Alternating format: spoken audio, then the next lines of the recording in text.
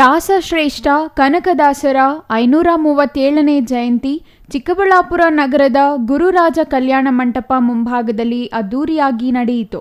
ಕಾರ್ಯಕ್ರಮವನ್ನು ಸಚಿವ ಎಂಸಿ ಸುಧಾಕರ್ ಉದ್ಘಾಟಿಸಿ ಮಾತನಾಡಿ, ಕನಕದಾಸರು ಶ್ರೀಕೃಷ್ಣನ ಪರಮ ಭಕ್ತರಾದ್ದರಿಂದ ಅವರಿಗೂ ಉಡುಪಿಯ ಶ್ರೀಕೃಷ್ಣ ಮಠಕ್ಕೂ ಅವಿನಾಭಾವ ಸಂಬಂಧವಿದೆ.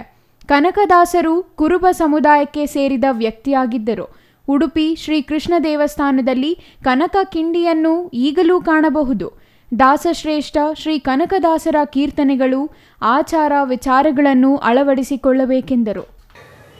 ನಮ್ಮಲ್ಲಿರ್ತಕ್ಕಂಥ ವಿದ್ಯಾರ್ಥಿನಿಯರಿಗೆ ಅವರ ಪ್ರತಿಭೆಯನ್ನು ಗುರುತಿಸಿ ಅವರಿಗೆ ಮುಂದಿನ ಭವಿಷ್ಯತ್ತನ್ನು ರೂಪಿಸ್ಕೊಳ್ಳಿಕ್ಕೆ ಸ್ಪರ್ಧಾತ್ಮಕ ಪರೀಕ್ಷೆಗಳ ಬಗ್ಗೆ ಅವರಿಗೆ ಮಾಹಿತಿ ಕೊಡ್ತಕ್ಕಂಥದ್ದು ಇರ್ಬೋದು, ಅದ್ರ ಬಗ್ಗೆ ತರಬೇತಿಗಳನ್ನು ಕೊಡ್ತಕ್ಕಂಥದ್ದು ಇರ್ಬೋದು.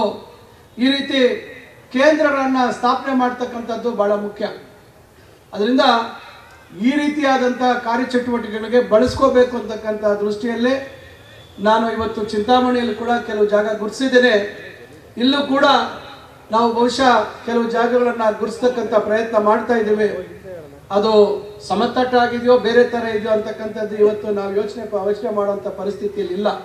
ಆದರೂ ಕೂಡ ಇದಕ್ಕೆ ಬಹುಶಃ ಆದಷ್ಟು ಬೇಗ ಇದಕ್ಕೆ ಸ್ಥಳವನ್ನು ಎಲ್ಲ ಸಮುದಾಯಗಳಿಗೂ ಚಿಕ್ಕಬಳ್ಳಾಪುರದಲ್ಲಿ ನಿಗದಿ ಮಾಡುವಂಥದ್ದಕ್ಕೆ ಒಂದು ಪ್ರಾಮಾಣಿಕ ಪ್ರಯತ್ನವನ್ನು ಮಾಡ್ತಕ್ಕಂಥದ್ದಕ್ಕೆ ನಾವು ಎಲ್ಲ ರೀತಿ ಸಹಕರಿಸ್ತೀವಿ ಅಂತಕ್ಕಂಥ ಮಾತನ್ನು ಈ ಸಂದರ್ಭದಲ್ಲಿ ನಾನು ತಮಗೆಲ್ಲರಿಗೂ ಹೇಳ್ತಾ, ಶಾಸಕ ಪ್ರದೀಪ್ ಕಾರ್ಯಕ್ರಮದ ಅಧ್ಯಕ್ಷತೆ ವಹಿಸಿ ಮಾತನಾಡಿ, ಸಮುದಾಯದವರು ಶಿಕ್ಷಣಕ್ಕೆ ಹೆಚ್ಚು ಒತ್ತು ನೀಡಬೇಕು.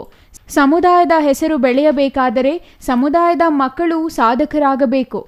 ಕನಕನನ್ನು ಕೆಣಕಬೇಡ, ಕೆಣಕಿ ತಿನಕಬೇಡ ಎಂದು ದಾಸಶ್ರೇಷ್ಠ ಶ್ರೀ ಕನಕದಾಸರ ಅವರ ಕೀರ್ತನೆಯನ್ನು ತಿಳಿಸಿದರು.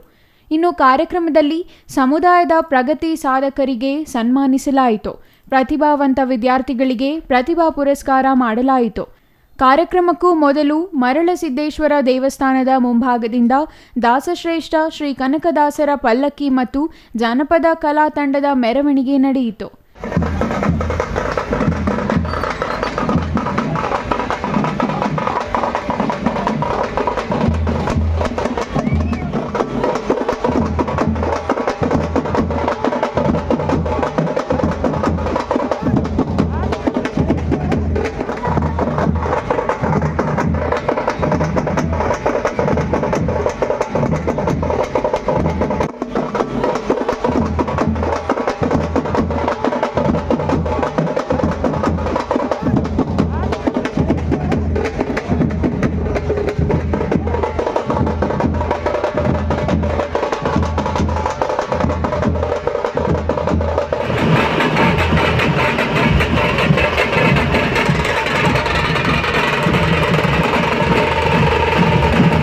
ಜಿಲ್ಲಾಧಿಕಾರಿ PN Ravindra, Zilla Panchayat CEO Prakash GT Nittali, ಅಪರ ಜಿಲ್ಲಾಧಿಕಾರಿ ಎನ್ ಭಾಸ್ಕರ್ ಮತ್ತಿತರರು ಭಾಗವಹಿಸಿದ್ದರು.